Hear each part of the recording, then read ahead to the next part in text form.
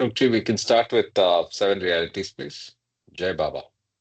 Avatar Meher Baba ki Jai. Uh, Avatar Meher Baba ki Jai. Should I start? Yeah, please. Yeah. Okay. The seven realities: existence, love, sacrifice, renunciation, knowledge, control, and surrender. I give no importance to creed, dogma, caste, or the performance of religious ceremonies and rites, but to the understanding of the following. One, the only real existence is that of the one and only God, who is the self in every finite self. The only real love is the love for this infinity God, which arouses an intense longing to see, know, and become one with its truth, God. 3. The only real sacrifice is that in which, in pursuance of this love, all things body, mind, position, welfare, and even life itself are sacrificed. 4. The only real renunciation is that in which abandons, even in the midst of worldly duties, all selfish thoughts and desires. 5. The only real knowledge is the knowledge that God is the inner dweller in good people and in so called bad, in saint and in so called sinner. This knowledge requires you to put all, to help all equally in circumstances without any expectation of reward. When compelled to take part in dispute, to act without the slightest strange trace of enmity or hatred, to try to make others happy with brotherly or sisterly feeling for each one, and to harm no one in thought, word, or deed, not even those who harm you. 6. The only real control is the discipline of the senses to abstain from indulgence in low desires, which alone ensures absolute purity of character. 7. The only real surrender is that in which poise is undisturbed by any adverse circumstance, and and the individual amidst every kind of hardship is resigned with perfect calm to the will of God. Given by Meher Baba in 1952, Avatar Meher Baba ki Jai. Thank you, Ashok Ji. Avatar Meher Baba ki Jai. So we start with our continuation of the reading. So we are at session number 23. So we finished up to page, I think it was, yeah, 40. And we start with the section in volume two. So let me start reading for a while and then we can always get others to uh, rotate it. Yeah. Avatar Meher Baba ki Jai. Section heading Talkative Nannu Bhai and Silent Mauni Baba. On July 18th, during his morning walk, Baba visited a nearby temple. He liked the place and wished to spend 2 hours in seclusion in its inner chamber. This was arranged the same day before lunch. During this time, Baba's men kept watch so as to prevent anyone from entering the temple premises. Baba's disciples were asked to be alert but were not allowed to look towards the temple. After lunch, Baba wished to play a game of table tennis, but as the table could not be brought in such a short time, he played a game of cards. The two people brought in the morning for Baba's contact were not on the spiritual path. They were ordinary mad people. Erich left again in the jeep to bring any god intoxicated one for Baba's contact. He returned with an amazing fellow called Nannu Bhai, a Bohri. He too was not a must. Baba referred to him as one with Hava, the one who's neither a must nor a madman. He was not on the path, but he was not far from it either. Baba bathed him and fed him like a must. So Bohari is a subclassification in the Muslims, and Hawa is, yeah, someone who is aware that there is a spiritual path, but he's not firmly on the path yet. The person had the capacity to quote Urdu couplets non-stop in a sonorous voice. He was extremely talkative. In conversation, he would freely mix couplets of the saintly people with lines from common Urdu songs in a funny way that would make the listeners fall into fits of laughter. To heighten this joviality, Baba gestured at Ghani to quote verses on different topics which served as starters. In response to them, Nannu Bhai, in his loud, rather shrill voice, repeated line after line that made Baba laugh heartily. Baba's eyes lit up as he smiled, and sometimes, as was his habit, he held his fingers over his eyelids. In the end, Baba signaled Erich to ask Nannu Bhai, who is greater, Allah or Muhammad? Muhammad, of course, came Nannu Bhai's unhesitating and ear splitting reply. For God, for God goes begging to Muhammad with outstretched hands, and by remembering Muhammad, you will have a daughter by night and a son by day. A queer answer that reflected Nanubai's psychological state. Anyway, Baba had a good time in his company, a few moments of real relaxation. For Nanubai, that time spent with the God man might have resulted in leading him to the path as a must.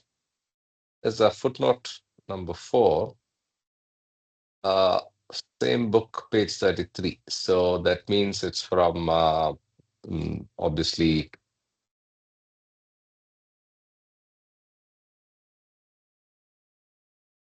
Wayfarers. Yeah, let's continue. In the afternoon, Baba indicated that he would not step out of the bungalow for the next 3 days. He wished to be more by himself in seclusion. Therefore, it was suggested that Baba should have a long drive that day in Pune towards the mango tree in the Bun garden where Hazrat Baba Jan used to sit. Baba agreed. In the evening, while passing by Wadia College, perhaps across from Guru Prasad, he pointed to a person in an ochre colored robe with a white flowing beard. It seems that Baba had a special fondness for old men with white beards. Baba's instruction, Erich got down and asked this man some questions. It turned out that he had been observing silence for the last 7 years. In Pune, he was staying in a room along the river by the cremation ground.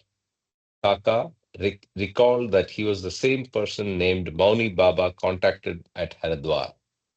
Baba wished to be alone with him. The person was asked to get into the car. Instead of the garden, the car sped towards the Hindu cremation ground. Baba sat alone with Mauni Baba in a small room.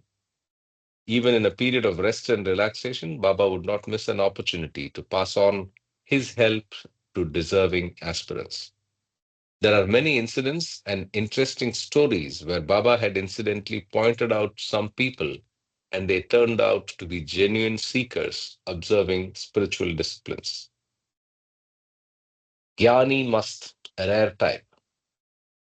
From July 20th, Baba commenced his 3 days' work in a vacant and secluded room on the first floor. When he was working, the disciples had to maintain quiet in the entire bungalow. Baba had a cup of tea in the morning and one more by 10 a.m. By noon, a must named Ram was brought to Baba. He was staying near one of the Ram temples in Pune. The real name of this person was not known, but as he stayed in the temple repeating Rama's name, people began to address him as Ram Maharaj or Ram Mast. He was revered in the locality where he lived. He had a carefree look and he wore an unassuming, unfading smile. Like Keshav, he did not resist being bathed or fed by Baba. This pleased Baba all the more.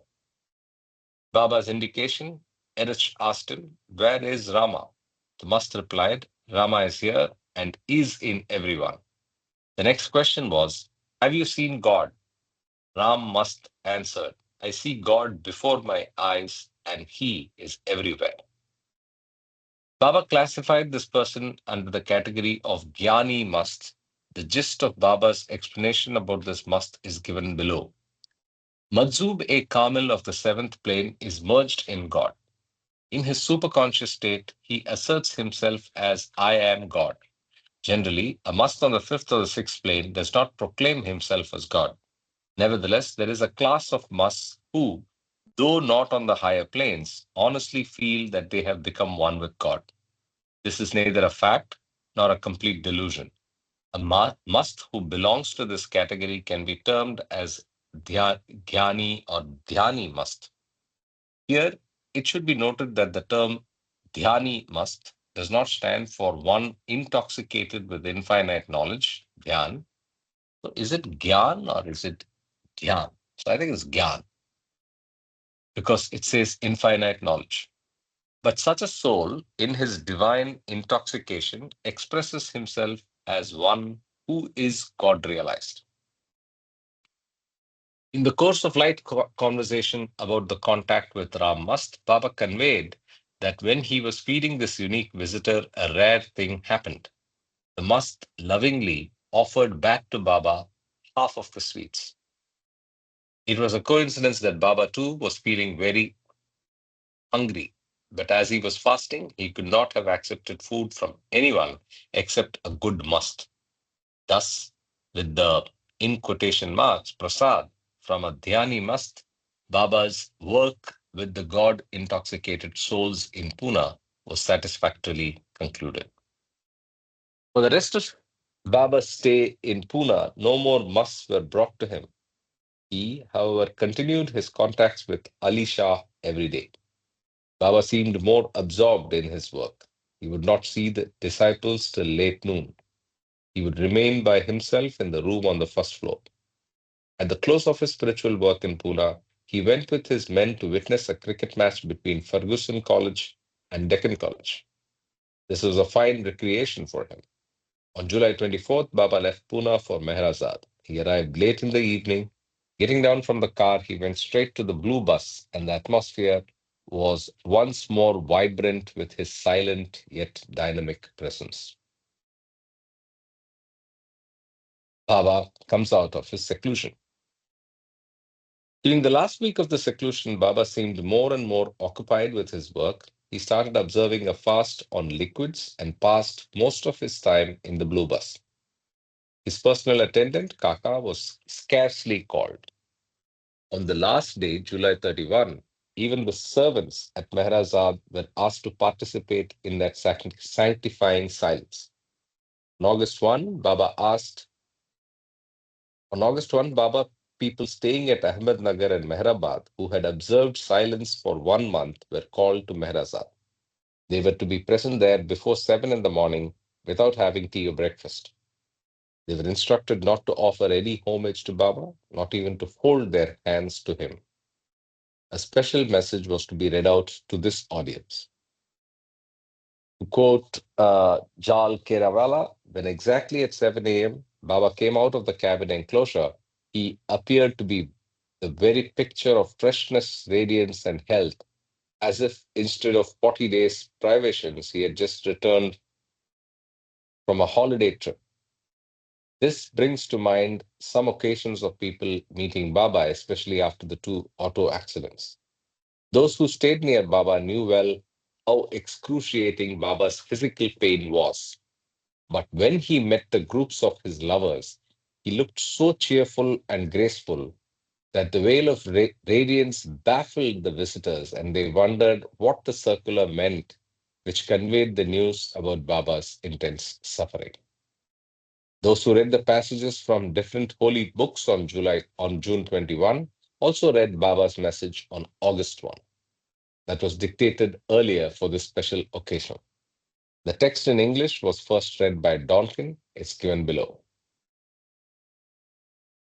May God, whom the Muslims call Allah, whom the Zoroastrians call Ahura Mazd, whom the Hindus call Ishwar Paramatman, and whom many others call by many other names, may he, whose union the lovers seek in self annihilation, whom the seers see as the only reality, and whom the knowers know as their own real self, may this supreme conscious being, this conscious soul of souls who eternally manifests as avatar and perfect masters, may he, through his all merciful act, bestow on us his grace, and may he solve our difficulties by the end of this year, and may he decide everything for us by the end of this year, and may he, according to Baba's circular of 1949, finish everything by the end of this year to enable Baba to break his silence in the beginning of the next year to speak the one and the last word of all, embracing divinity. A copy of the above was sent in advance to all those who observed 1 month silence. They were instructed to read it at 7 in the morning and then utter the sacred word Amen or Amin or Tatastu, meaning so be it. After reading the above message in 4 languages, all assembled near the blue bus and pronounced aloud one of the sacred words and broke the silence. Baba's physical presence transported all the visitors into a into a region of cheer and sunshine. Baba distributed rava, a sweet dish, as prasad, and the program ended. The work in which Baba was engaged in this great seclusion is inconceivable, but it is believed that the avatar's work for the betterment of humanity, particularly in relation to posterity, was worked out and directed during such periods. As we study Baba's life, we notice that after every significant seclusion, there emerged a new phase. It was after this period that Baba began to give out hints about the new life. To me, the blue bus stands as a link between Baba's old life and new life. As for the work accomplished during this particular seclusion, mostly in the blue bus, Baba later stated, the work I have done at Pehrazad I have not done in any other part of the world. Okay, I'll just take a pause here. Any thoughts, any comments before we go to the next section?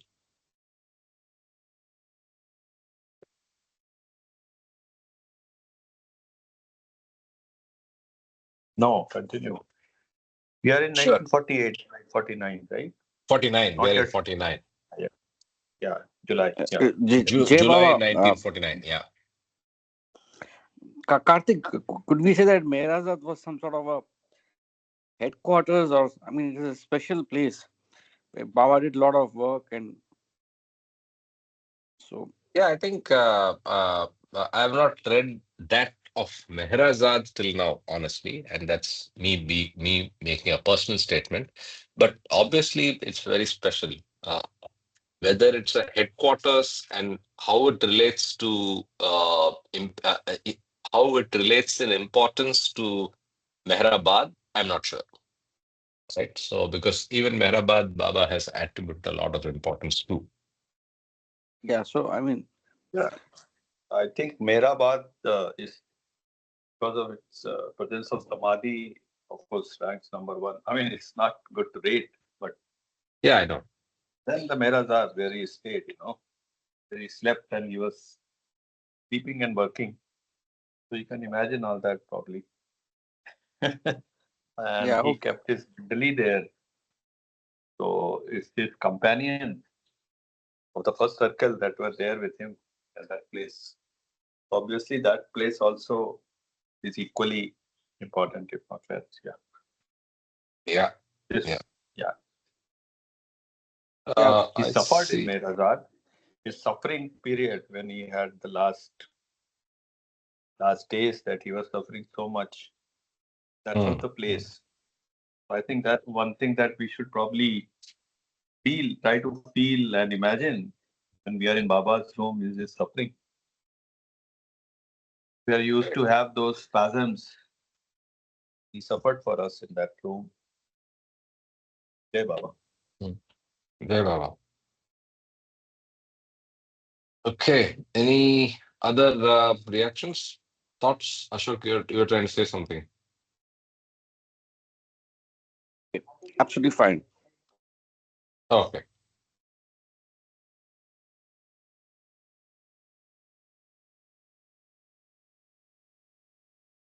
One second. I'm just seeing there are some messages on the group on not being able to connect. Two people have said it, so I don't know what's going on. Okay. Dumb officer and night blind orderly. July 1949 was a memorable month for the Baba followers in India who observed complete silence. When necessary, they were allowed to communicate through gestures, signs, and writing. Baba conveyed that the orders in the circular were quite clear and that no one should try to interpret them according to one's convenience. Better they did not follow them at all. Some of Baba's followers were shopkeepers and businessmen. They used slates, paper, and pencils to deal with the customers or to instruct the staff. This was unusual for the people. It provided an interesting news item for the local dailies. One of my friends, who was a teacher in a high school, secured permission from the headmaster to engage and to teach the class by conveying instructions through gestures or mainly by writing on the blackboard. The permission was granted. My friend managed to get through it all fairly well. What the pupils thought about him and his ways, God knows. I had not this daring. I applied for leave, but the headmaster hesitated to sanction a long leave. The managing body of the school, however, passed a resolution in my favor. For me, this was a period of silent introspection, sometimes boring, sometimes very creative. This month of silence brought about eventful episodes for each one who participated in this discipline. Instead of narrating the experiences of many Baba lovers, which is not practicable, I intend to relate as an illustration the experience of one Keshav Nigam from Hamirpur, and the readers may well imagine the plight and delight of others who joined in this spiritual schooling. At midnight on June 30th, the members of the cosmic Meher family, founded by Keshav Nigam, lovingly hailed aloud Baba's Jai and initiated 1 month's silence. Keshav had not yet met Baba in person, but so strong was his faith that the superior officers and the subordinate staff in the secretariat, where he worked at a high post, promised to cooperate so he could maintain his silence. In a way, this made them think of Meher Baba more often. During this period, Keshav unexpectedly had to appear in court. He had received a summons from the session court to give evidence in a murder case. He could not refuse to attend, so he left Rewa, capital of former Vindhya Pradesh, for Datia, a district in the adjoining state. He left by train with an orderly named Brijmohan. It was quite a long journey. After sunset, they reached Manipur, where they had to get down to catch the connecting train. To save time, the attendant got off the train by jumping through the window. Unfortunately, he fell right over a pitcher of milk. It was night, and he was night blind. The milkman got hold of Brijmohan's neck and started a quarrel. Keshav got down, looked angrily at the milkman, and gestured vigorously to set the servant free. What else could he do? His gestures somehow had the desired effect, and the orderly was released. As they marched on, Brijmohan, for the second time, dashed against an old woman who staggered to the ground. Keshav had to console her through soft, silent gestures. He now learnt that his orderly was night blind, but it was too late and Keshav was dumb. The blind leading the dumb, and the dumb guiding the blind, a good Baba joke. Indeed was really funny. In the train, Brij Mohan could not understand completely what Keshav wanted him to do. It was an uncomfortable situation for Keshav, but to his great relief, because of his silence, a young girl in the compartment treated him with affection and reverence. She began to address him with respect and tried to see that he was not disturbed by others. By morning, the train arrived at Jhansi. Here again, they had to change trains to reach Datia. With sunrise, the orderly's eyesight was restored, but the troubles did not end. The orderly carried the luggage and the bedding to the train, standing on the other platform without any mishap. Keshav felt relieved. He accommodated himself in the compartment and gave his purse containing all the money he had to Brij Mohan with a short note to the booking clerk explaining which tickets were required. The train whistled and steamed out of the station, but Brij Mohan did not return. It was clear that either there had been a long queue for the ticket or the simpleton had not been able to find the booking office. This put Keshav in an awkward situation. On the one hand, he dared not miss his appearance in court, and on the other, he now found himself without a ticket or money. There was nothing for him to do but to continue the journey, remembering Baba all the more. To his great surprise, in the same compartment, he soon met one of his close acquaintances from Hamirpur. He was sub inspector of police and was bound for Datia in connection with the same case.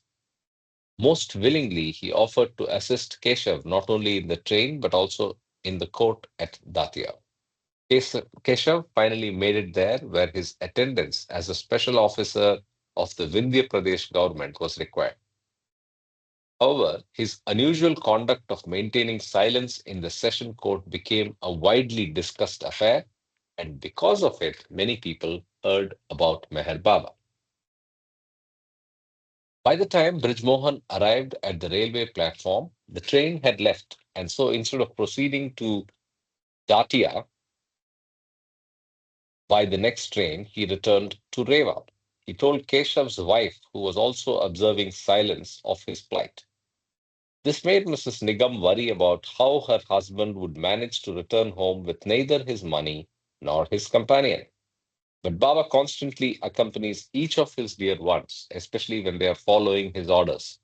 Therefore, it is not surprising that Keshav received help whenever he needed it and arrived in Reva in a cheerful mood. Those who came in Baba's contact and sincerely tried to follow his instructions, or those mentioned in circulars, often found that the embarrassing situations were seasoned with Baba's humor and compassion.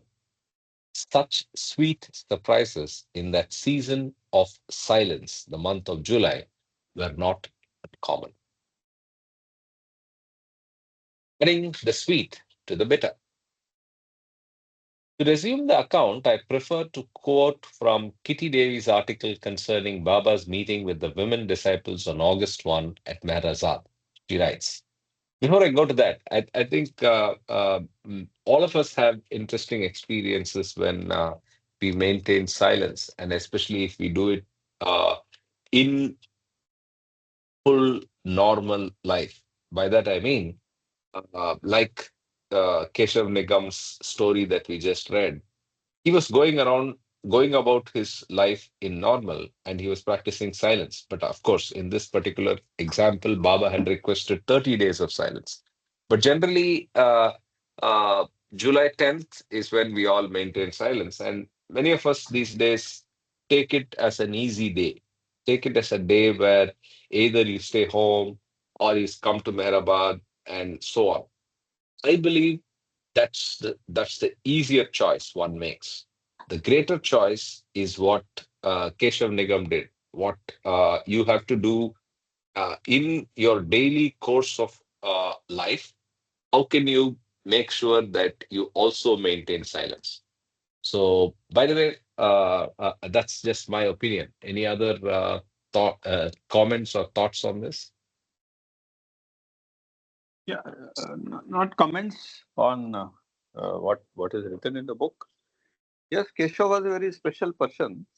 And during my childhood days, I used to pass to his house, and he, because of his Parkinson's disease, he normally would be on his veranda, and that that so Hindi may we call it lard, that liquid will be oozing out of his mouth, falling, and Okay. and his gaze was very special, and he was the one who asked my dad to come to Hyderabad.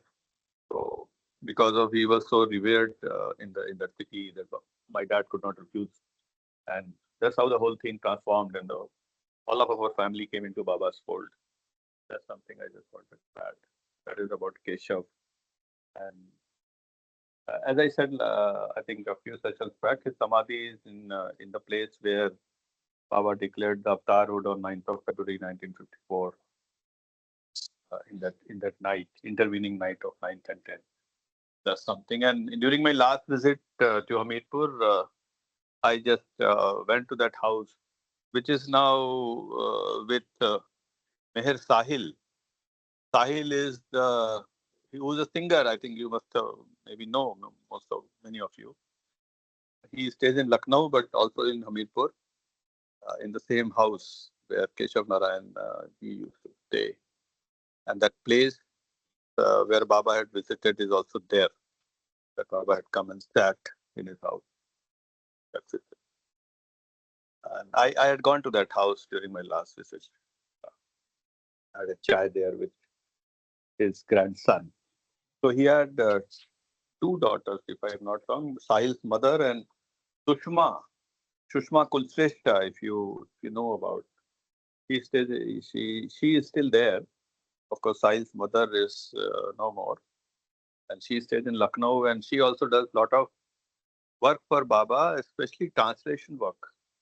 If you see Meher Pukar Hindi magazine that comes out, has the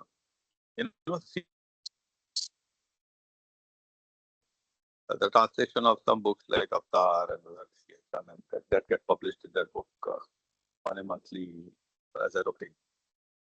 Yeah, thank you. Deval. So if Even there are even I also visited his house, and I heard like that Baba used to give them some kind of financial help, and I think that's why recently also some people means I think from the trust or something they given some fund to them because Baba used to give them something like that. I heard this story. I I don't know. forgot I have now. to check with Mhm, Sahil because it must be coming when he mhm. was alive. I don't know even now. I don't think so. Okay. But when I meet Mhm. Sahil, I'll ask. It's the same one, right? We were talking about Pukar. Yeah, Sahil Pukar. Srivastava. Yeah, yeah. Yeah, Right. who's Srivastava. He's a singer, right? He sings he song and all. sings basically. He's into music. He teaches music, and Yeah, also yeah, in yeah. Baba programs, Yes. he's many Yeah, times yeah. invited and he sings. Yeah. Yeah. okay. So no comments on the silence, whether silence is to be done in seclusion or in the midst of life. Even for the silence in the Amravati, there are many people See, who go for the work seclusion in is the better offices. because you are focused better. But if you Baba put you into the challenge, that we should take as do it. I Yeah, mean, Yes. in my probably that's in my that's an place example how Amravati. we should live. Yeah, in my place But Amravati, many people just go to leave it to work in the him, which office. is better. Or Jay Baba, Karthik, I think, but yeah. maintaining. Shooting means I mean saying do your work or do your duties. Baba says so. If there is a duty, we should perform. And if it is possible to take an off and solely focus on Baba, that's also great. We take leaves for our things, right? Yes. When we Yes. are not well True. or we have to meet our friends or go to for a marriage, so we take leaves, correct? Why not for this? Jai Baba. For Baba's birthday, we should that way. Jai True. Baba. True. True. Jay Baba, Karthik. Of course, maintaining silence has got its own, you know, uh, experience. But maintaining silence along with doing work as a normal business as usual is is a real test. And um, it's quite challenging, I would say.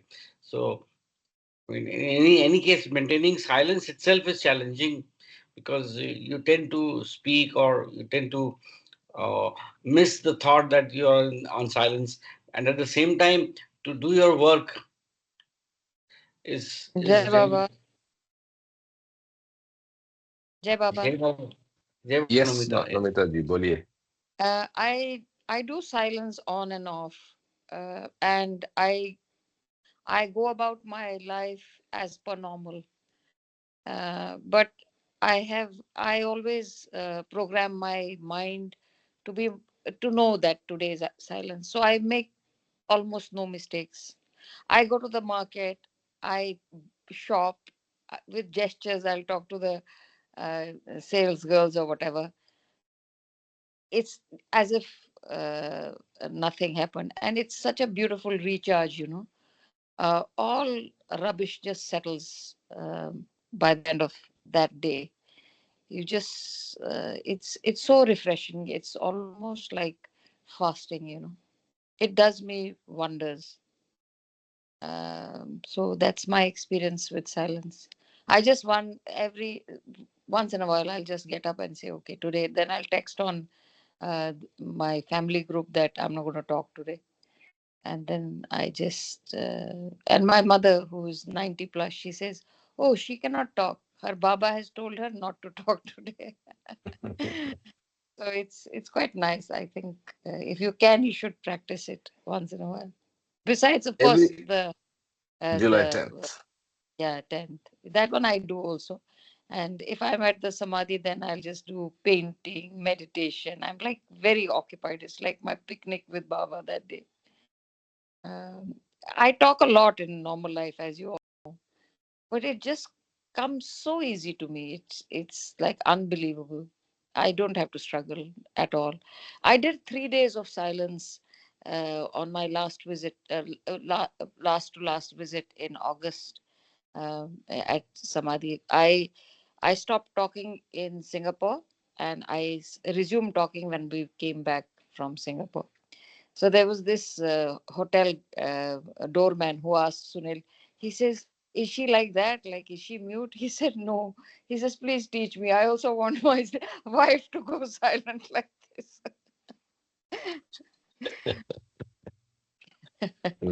Naughty doorman. Anyway, so I think that's very good feedback. I was just getting it's encouraging to hear that it helps.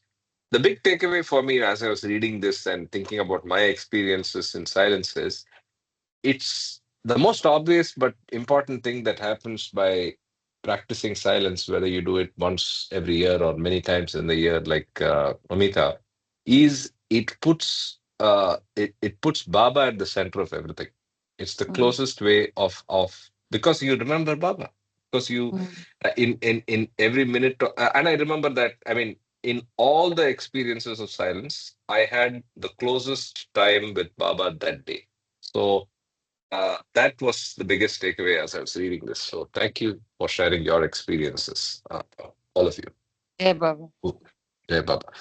So we can rotate the reading. Any volunteers who wants to who are comfortable to read? Ashok ji, are you in a position to read?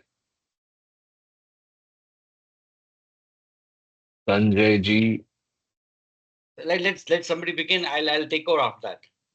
okay.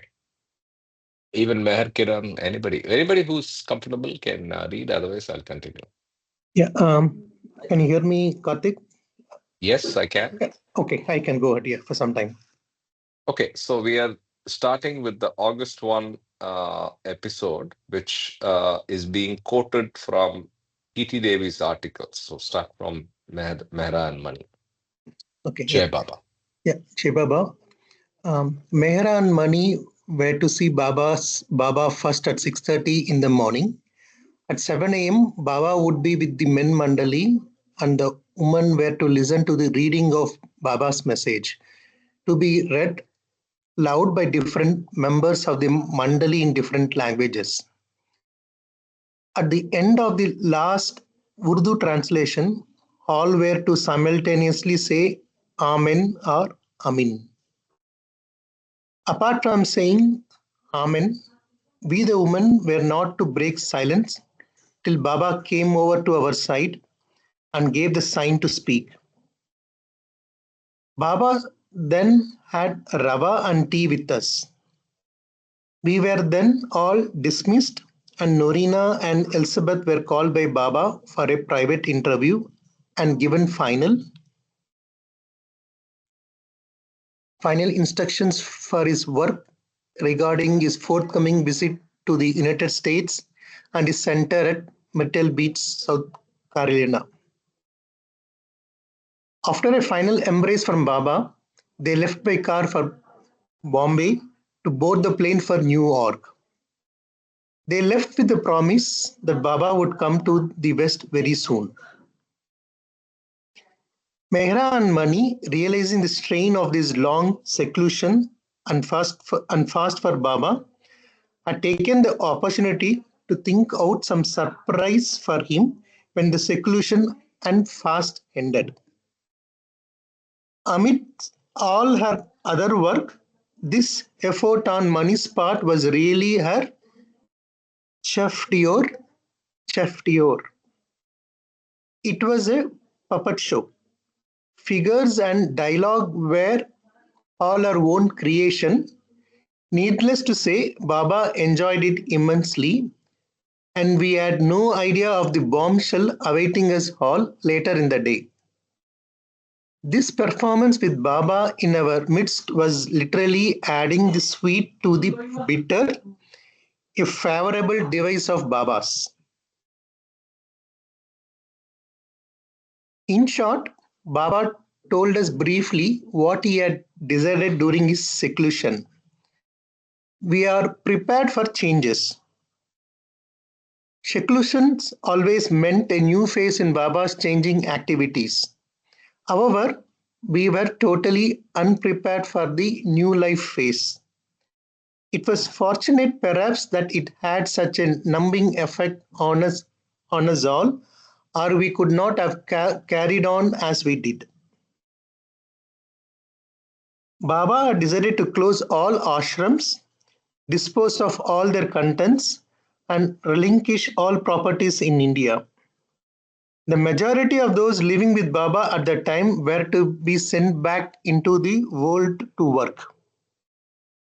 A few disciples would form his chosen companions to accompany him in the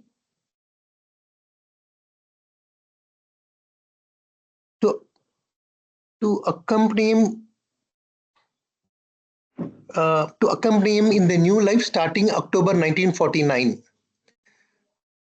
Those agreeing to the severe conditions of the new life, hence called Eswalas, had to be prepared to look upon themselves as already dead in the sense that the dead have no desires, concerns, attachments, questions, or even provisions for the morrow.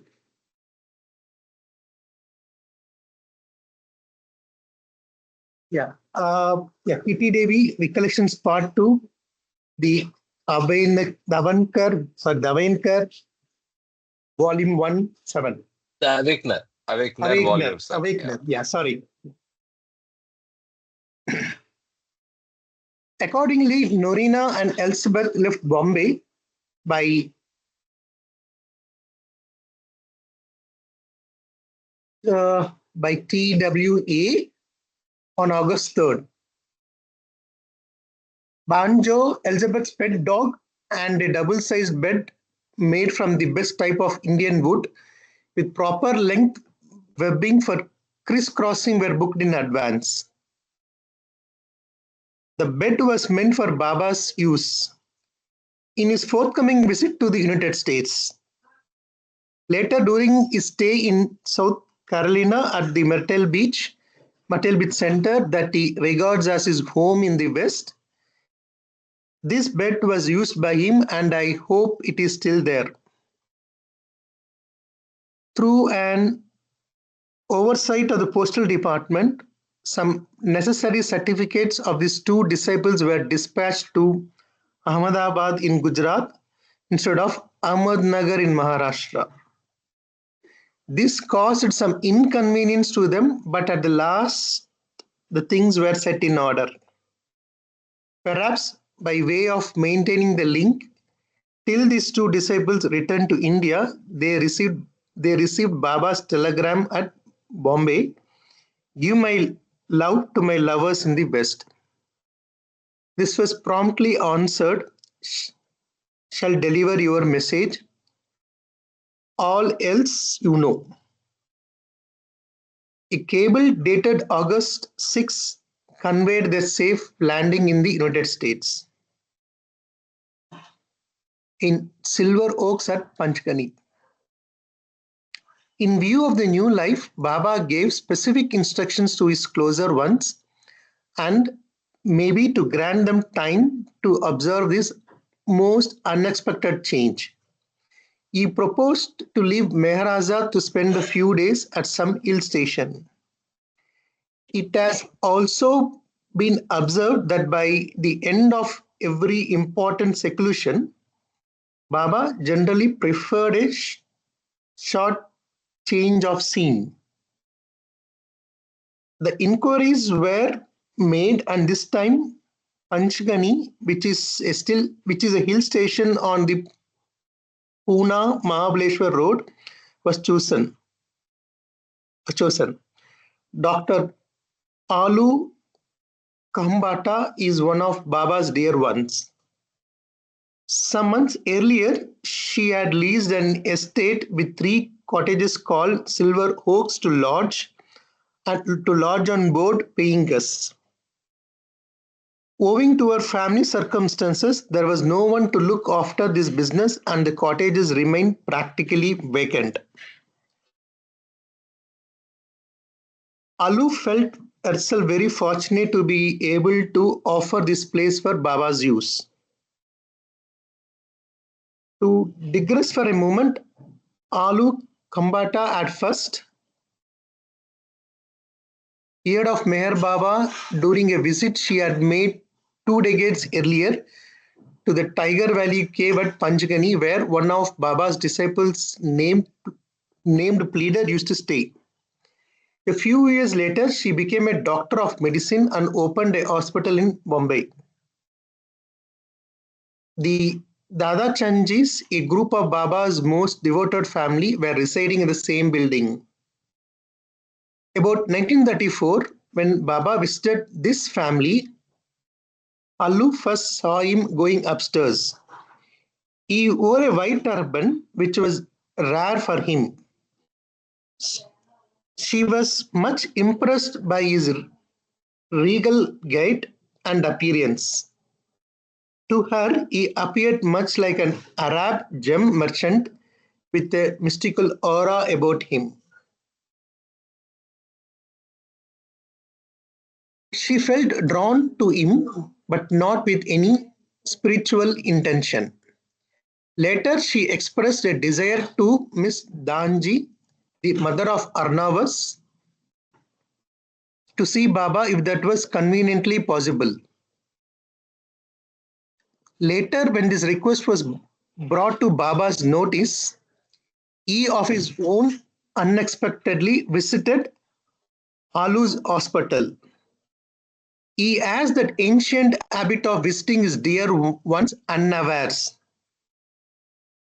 Alu felt happy but shy, delighted but confused, not knowingly how to receive him. She forgot even to greet him formally or to offer him a seat. Chanji, Baba's secretary, did that for her. Baba expressed his happiness to meet her. He permitted her to ask him whatever questions she had in mind.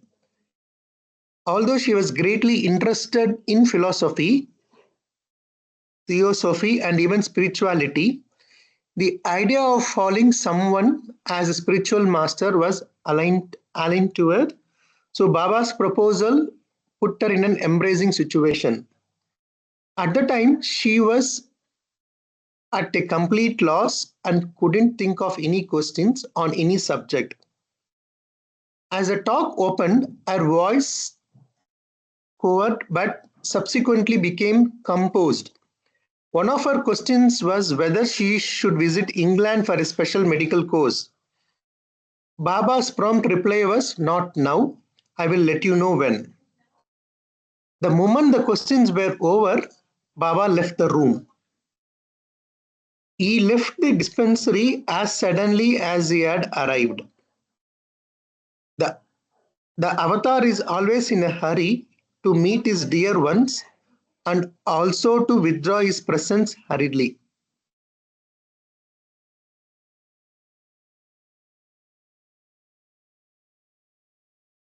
Can you scroll down a little bit? I think there was a heading, right? Yeah. Seclusion presiding Meher Baba's new life.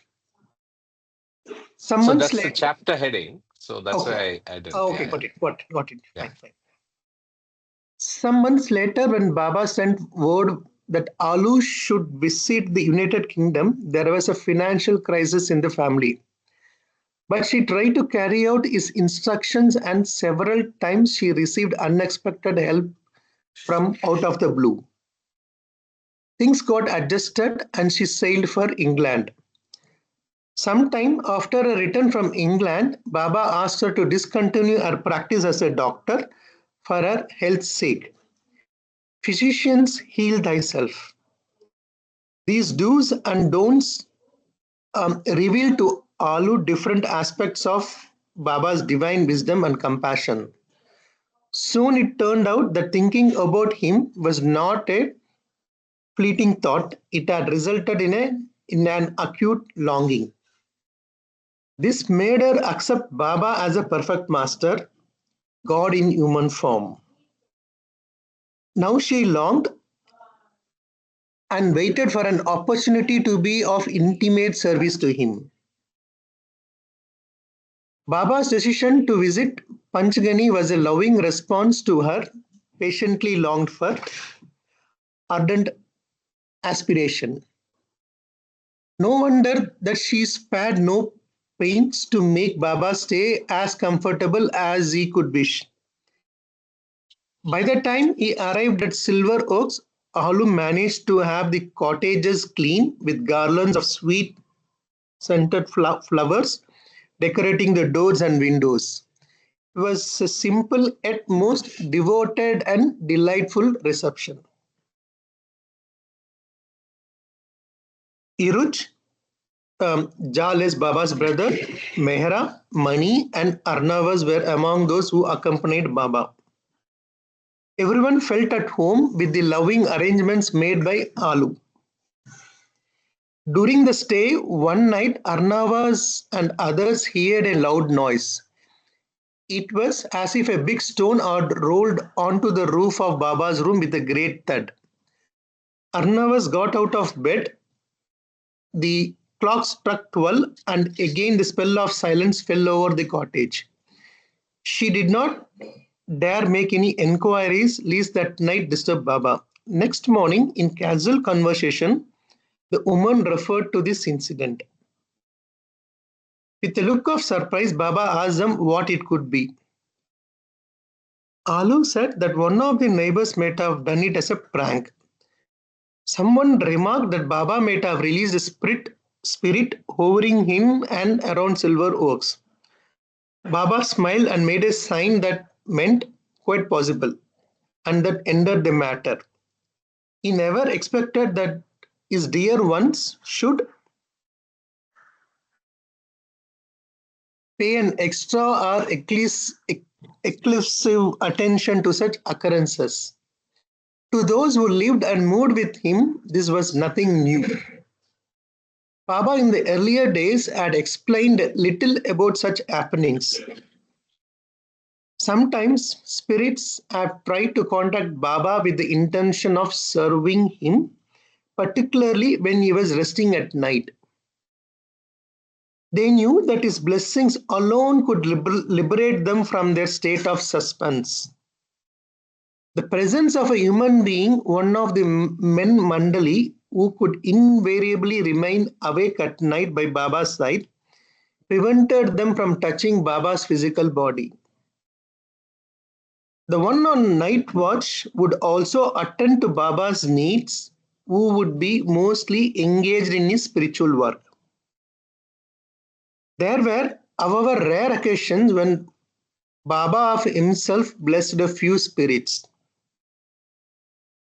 Kakabaria once narrated that in July 1933 at Portofino, a village in Italy, the Baba's party was staying in Villa Altaceria overlooking the Mediterranean. One night, Baba rushed out of his room, Kaka following him. On his return, Baba conveyed that a spirit had been set free from its most dismal state. Perhaps this meant that the obstacles bearing this bodiless spirit from reincarnating as a human being were removed. Different kinds of events have occurred during Baba's night rest, which outwardly indicate the depth of his inner spiritual work. Interesting. But I've heard that yes, many such episodes have been recounted by mm, Baba lovers, and especially those that have been in Pandali. I heard some stories of Meher Baba Samadhi also. Means night guard, they Yes, also tell some stories. Night time they hear some voices and all. yes. I've heard the same, but anyway, we can never be sure of it till Baba has mentioned it. Baba has not mentioned anything. He, like in this case, he's clearly mentioning he helped somebody in Portofino. So, Yeah, I mean, there were yeah. interesting story also with Krishna Nair, and I mean, a lot of interesting stories about this spirit. And yeah, okay, I think this is not. I mean, yeah, I also have some sort of what do we call experiences with spirits, and I was not sure why those things happened to me. But once somewhere I read, I think it was Iruch or somebody. He was not believing in spirit. I don't know which mandali. He was not believing in spirits. But one day, I think they were sleeping along in one room, along with probably Baba also, and suddenly the mandali. I think it was Iruch who suddenly woke up, and and Baba was asking what happened, and he said something struck on me or something was sitting on me. So then Baba said, now believe this is spirit, he said. So then I correlated whatever has happened to me is also spirit. And of course, I had a very peculiar or interesting incident in yeah, Gujarat. Some other time I will explain that. It'll take a lot of time to explain. No problem. Interesting. Okay, let's continue with the reading. Uh, Yeah. yeah. Does So this anyone want to section will volunteer? rotate. Yeah, Sure. anybody Yeah. wants to? Yeah, Ashok. Thank you. Thank you, Karthik Jai Baba. Thank you, Jai Baba. Jay Baba, yes. Is my voice clear? Number one. Yeah, please go ahead. Baba, Namita, the are you in a divine. position to read after this? Sorry, Ashok ji.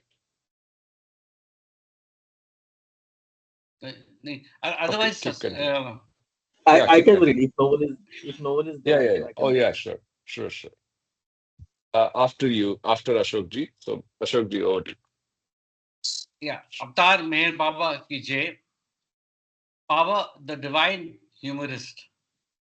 The important decision about the new life had been made by Baba, and it seemed that at Panchgani, he was in a carefree holiday mood. He enjoyed long walks and drives. Sometimes the intimate ones would play indoor games or charades. Baba would ask them to guess a number he had in mind, and the winner would get some gift from Baba. During these informal sittings, with the help of the alphabet board, he sometimes referred to couplets in Marathi and Hindi, composed by the perfect masters of the past. His favorite poets were Tukaram and Kabir. About Tukaram, he often gestured, he is the chip of my heart.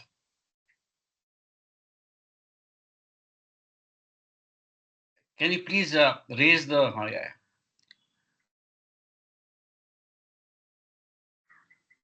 Baba once quoted Tukaram's Abhang, the cross reference 6, with reference to the inborn nature of a person, which mostly, yeah, the name of a meter in Marathi poetry.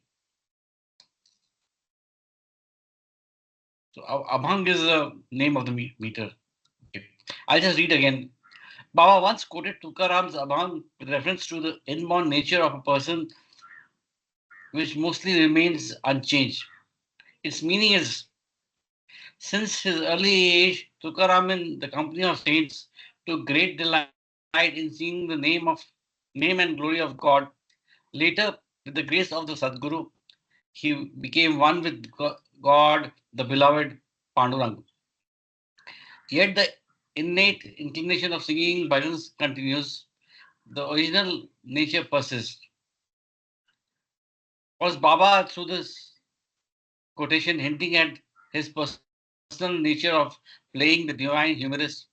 Once he stated, before I met my beloved in union, I lost everything, ego, mind, and lower consciousness. But thank God I did not lose my sense of humor. Cross reference 7.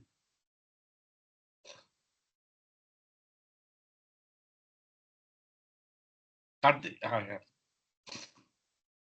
The, the Awakener, Special Issue, Volume 2, Number 3, 1955, page 14.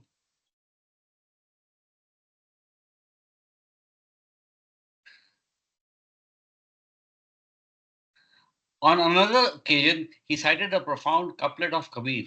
The simple words of the perfect master are not born of intellectual inferences.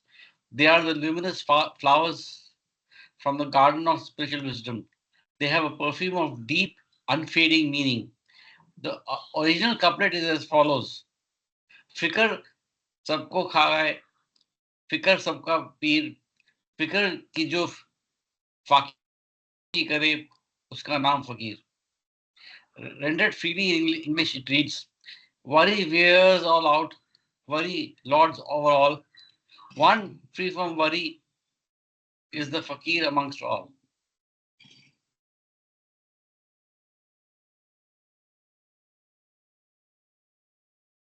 One day in Silver Oaks, before going out for marketing, Annawaz was whistling a song to herself.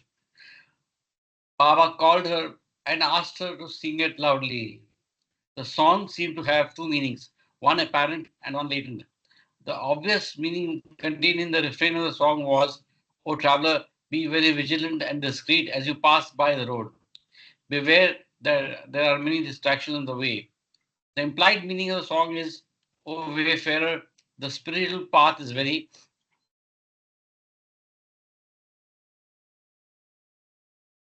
slippery. May it not happen that you get enticed with the experience in your journey. Baba listened to the whole song with a serious expression on his face. When the song was over, with a playful smile that flowed from his lips and glittered in his eyes, he gestured to Annavas, be careful as you pass by the road. Be cautious in your dealings and return soon. Such instructions from Baba often indicated his humorous method of imparting spirituality, associating divine truths with our everyday affairs. And the avatars advent in the perfect association. And the avatar's advent is the perfect association of the divine with the human. He is God, he is man, he is the God man.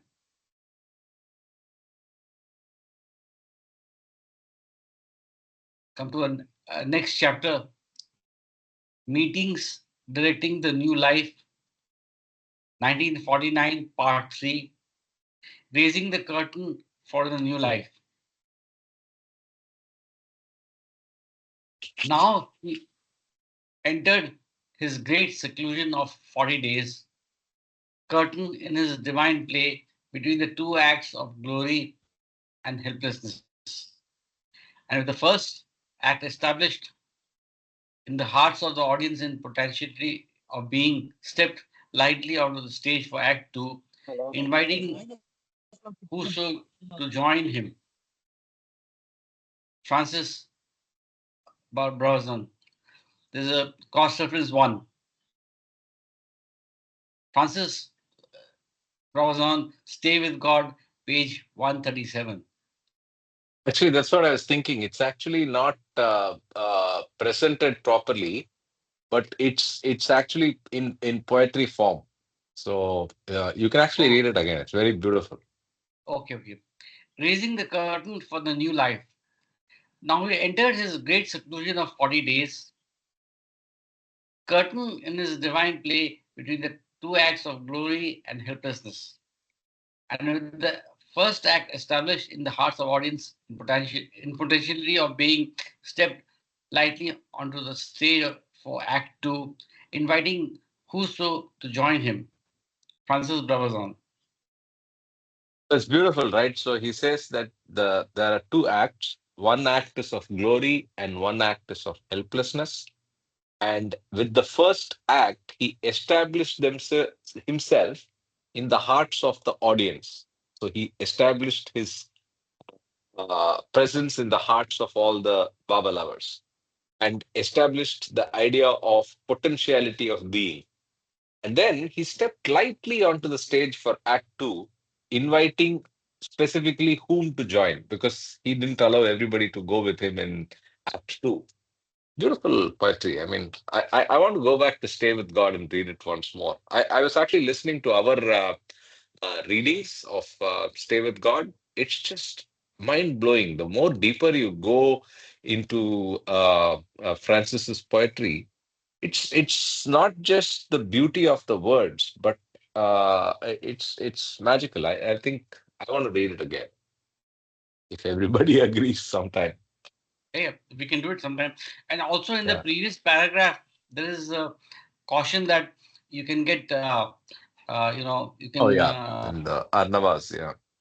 yeah, it allows that you can get distracted. To my mind came in the enticement in plane 4, which is mentioned in God Speaks. Yes. That's the very important threshold which you have to cross. Indeed. I'll continue. Okay. Sure. Please.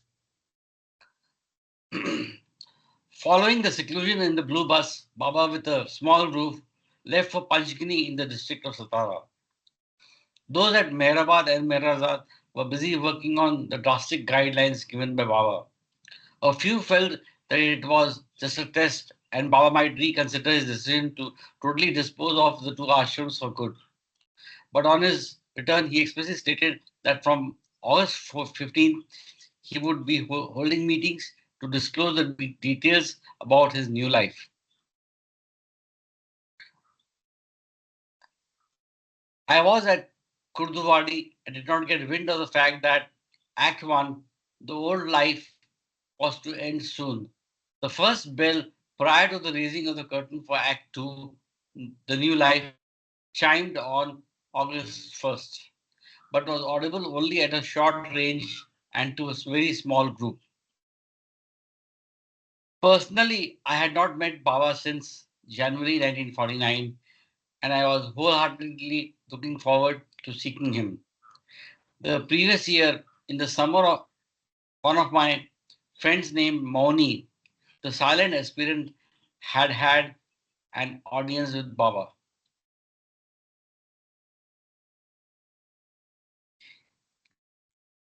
He was asked to visit the places of pilgrimage throughout India for 1 year. He returned to Kurdwadi in July. I took the opportunity to inform Baba of his arrival and to express his ardent longing to meet him. Baba graciously granted the request and I was asked to accompany him to Mehrabad. The date of darshan was August 15th.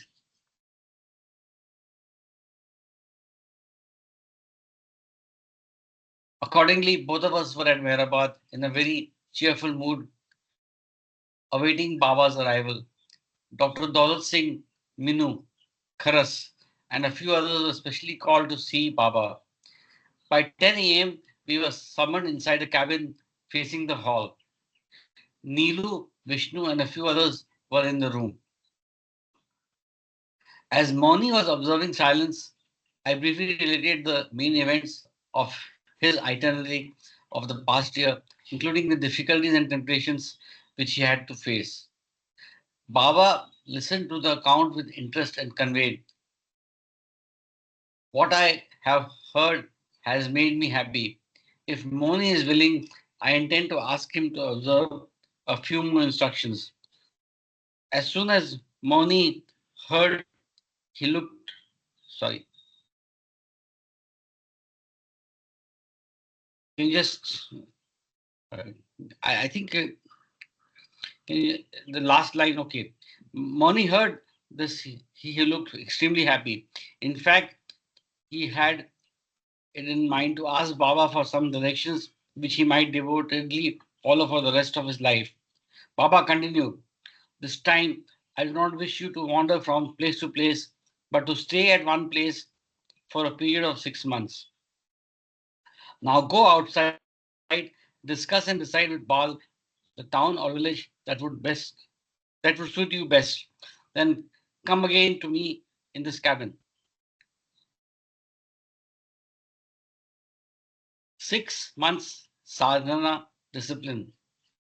We sat in the hall discussing some places in India that Moni had visited. In the end, he decided to stay in the vicinity of Hardwar Rishikesh. In this area, free lodging in huts was easily available for aspirants. In addition to this, through religious and charitable institutions, each day food was served to sadhus and sannyasis without charge. Moni seemed well acquainted with the nooks and crannies of the twin centers of pilgrimage at the foothills of Himalayas. We returned to Baba's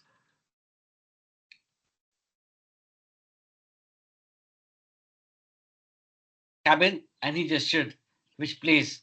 I replied, "Hardwar, Rishikesh area," pointing at Nilu. Baba conveyed to me. A minute prior to your coming, I told him that Moni would choose this particular region. And he smiled, a knowing smile. Many times it had been revealed to those who stayed near Baba that he knew what they had in mind before it was expressed in words.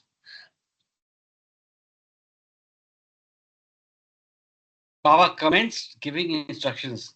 They were not to touch money, not to touch women, not to cook food, but to beg for food. Once you decide to stay at a certain place, do not change it for 6 months. Repeat daily the divine name, Parabrahma, 10,000 times.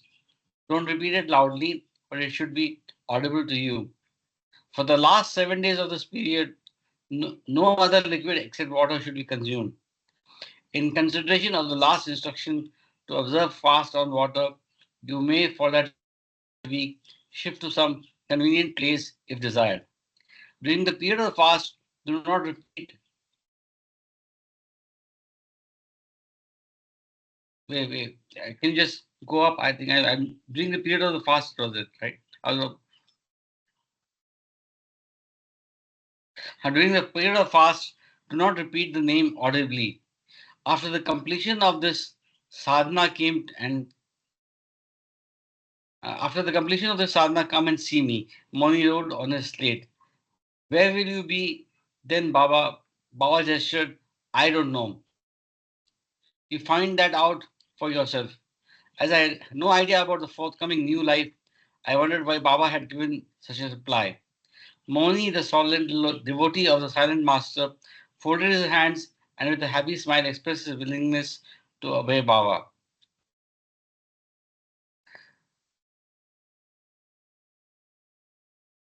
Baba told Nilu to repeat the divine name, Parabrahma, in a very low voice and asked Moni to hear the intonation and to say it in the same rhythm during the 6 months period.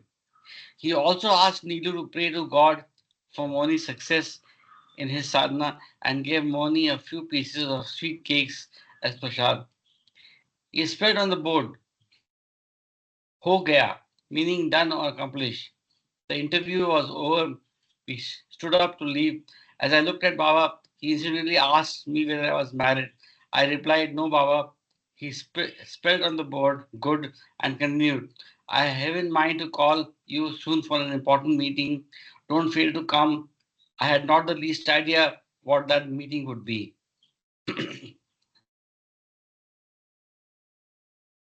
About. Was it necessary? No. The propitious prospect of seeing the glorious one within a few days was enough to fill my heart with joy. I folded my hands in gratitude for this unexpected appointment at Mehrabad. What great significance lay in Baba's casual inquiry about my personal life, I didn't realize then. Both of us left the cabin with backward steps. It is an Indian custom that, as far as possible, one should not leave the master's presence with one's back turned towards him.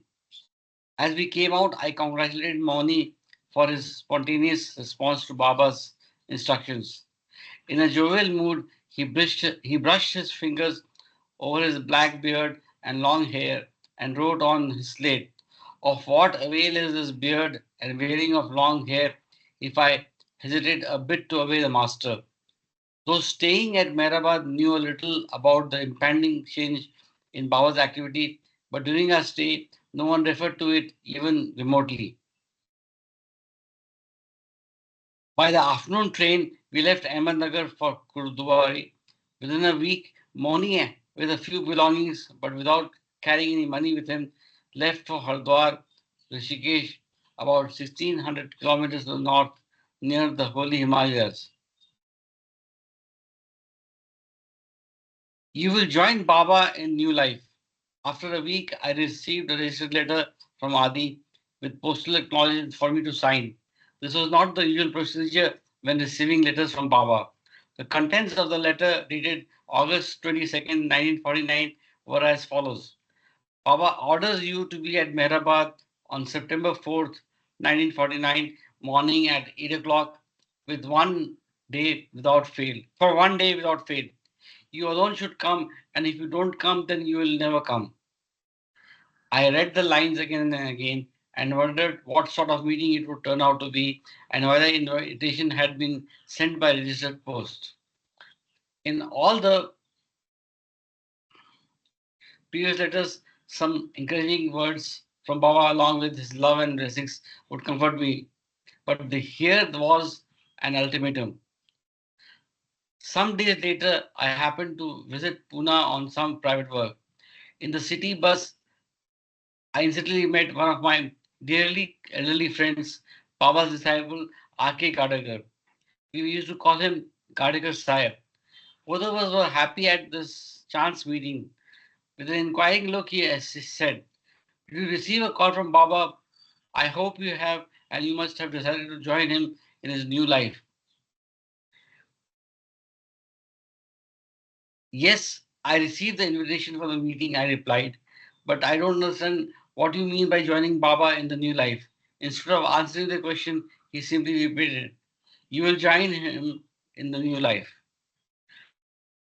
Of course, I will feel myself most fortunate to be with Baba in any of his activities, but for God's sake, tell me what this new life is about. I insisted. He either did not know much about it or he somehow felt reluctant to talk further about it.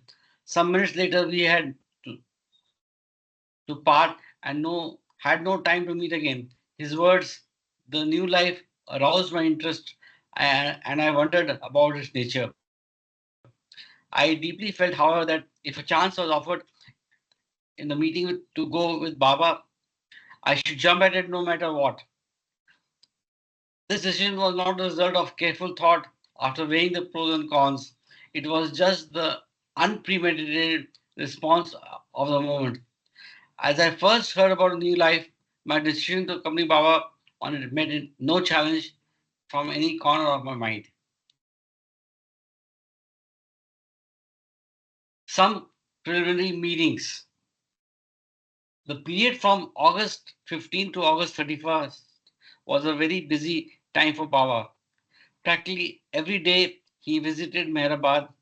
He had instructed all the men disciples to be present in the hall at Mehrabad in the morning when he would be especially discussing the points connected with the new life. At the first meeting on August 15th,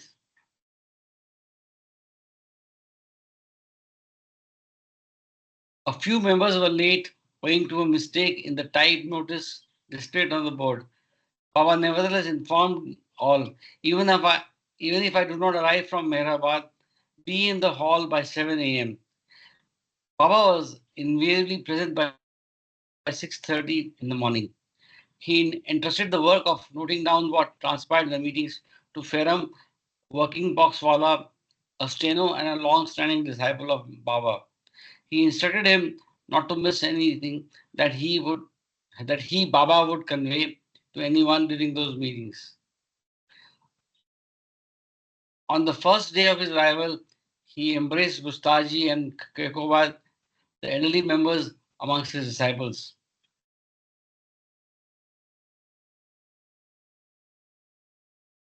He seated himself in the chair, and the first general meeting about the new life phase with the closer ones commenced.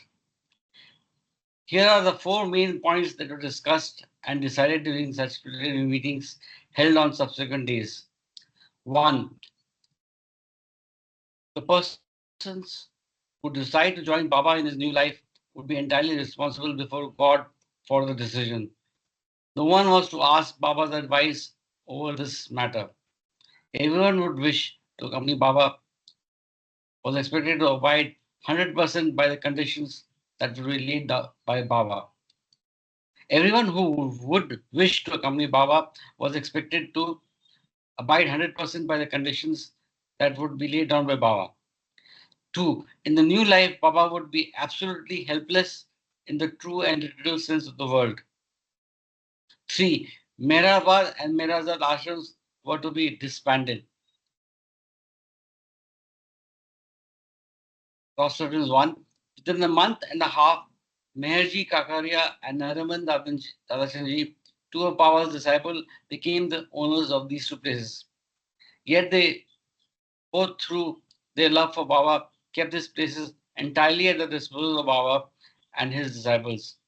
Years later, in August 1968, Meherji made the gift deed of Mehrabad over in favor of Avatar Mehrabad Trust, Ahmednagar. Mehrabad is still owned by Nariman's wife, Arnavaz. Nariman died on July 2nd, 1974. We to go. You have to go up, Karthik. No, you have to go up now, right? We have to some part to read in that earlier page. This is the cross reference. We have to go back to the text. Oh, yeah. Sorry. You were Yeah, here. yeah, we are at 4. Yeah. We are here. We finished this. I'm just Yes. reading the Perfect. next part. Okay. Perfect. 4. October 16, 1949 was the date fixed for the commencement of Baba's new life. On August 16, Baba had a meeting with the women disciples in Upper Mehrabad. Footnote. Yeah, footnote 2, yes. The premises on the hill comprising Meher Retreat, the tomb, etc., were known as Upper Mehrabad. The ashram, dhuni, etc., by the roadside were referred to as Lower Mehrabad.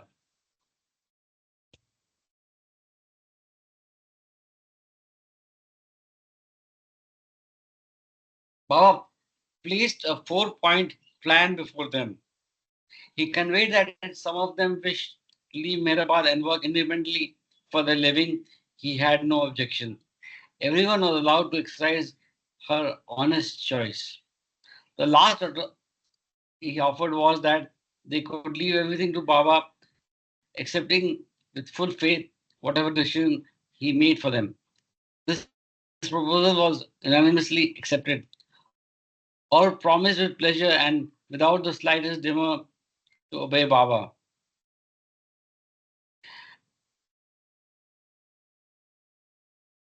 As a token of love and sincerity, Baba asked each of them to kiss his hand. With a smiling face but retaining his dignity, he gestured, "Let not this kiss be the kiss of Judas. Maintain it as the seal of your obedience for me."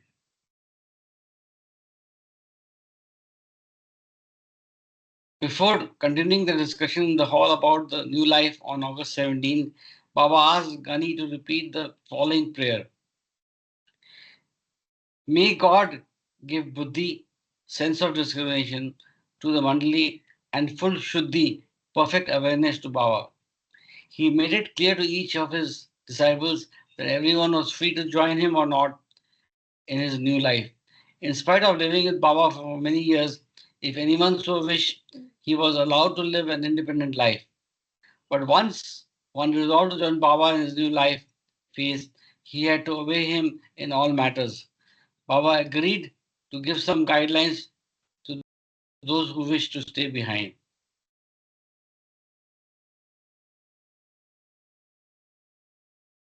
Dying for nothing.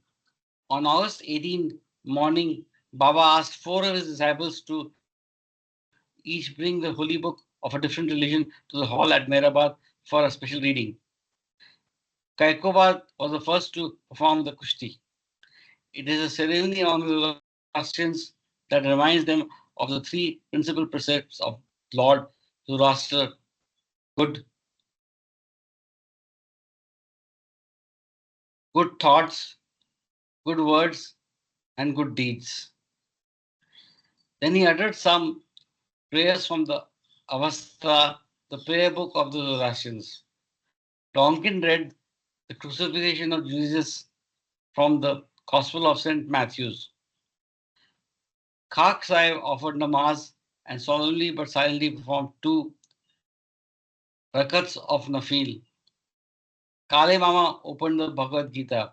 He read the Sanskrit verses from the 10th discourse named the Yoga of Sovereignty or the Divine Glory.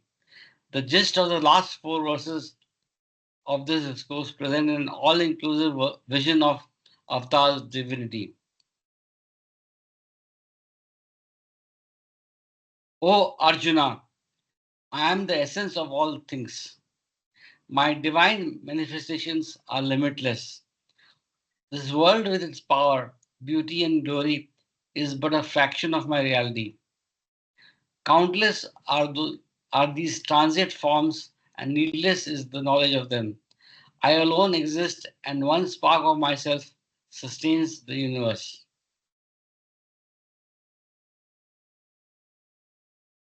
After each reading, Baba asked for the holy book and kept it on his lap.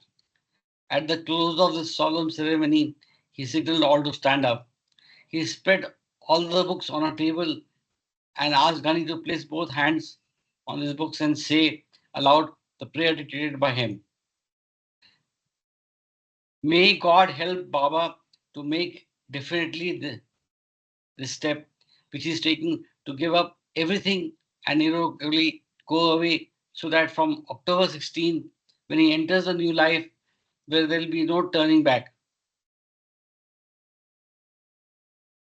About this incident, Ramji wrote in the new phase.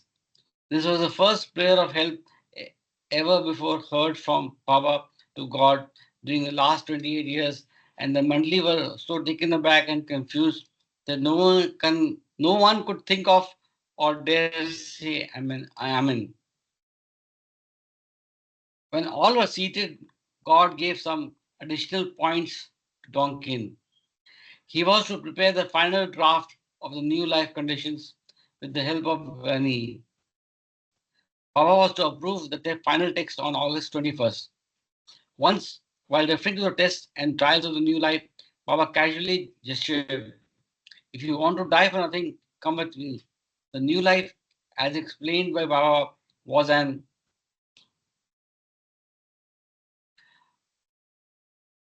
art or yoga of dying to the past completely and living in the present without creating any future.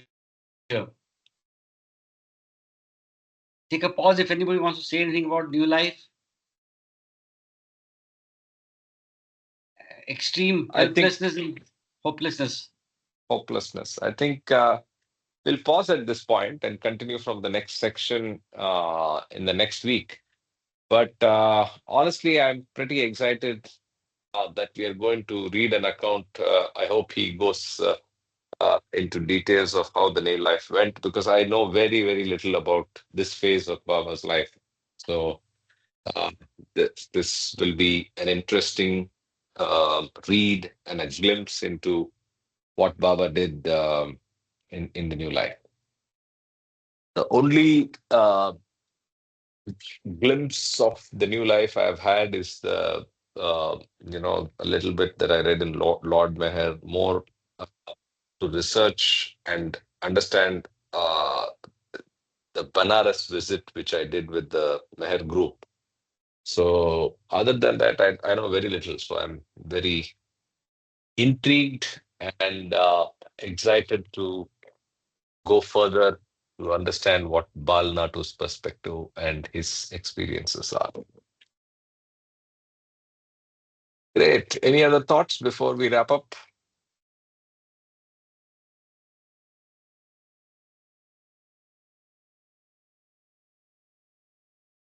Okay, so tomorrow we do God Speaks as always. So join in the morning and enjoy Saturday, Friday, depending on where you are. I think Ravi is in India. I think he's coming to Amar Tithi. I think right now he's in Bangalore. He's not able to connect for some reason, but I'll figure it out.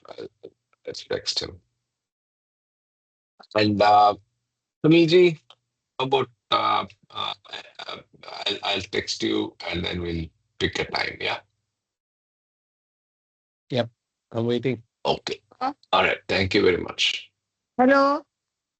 Yes, Sunil, yes, yes, yes. Please. we are coming for Amartithi. Very nice. Very nice. What dates are you coming?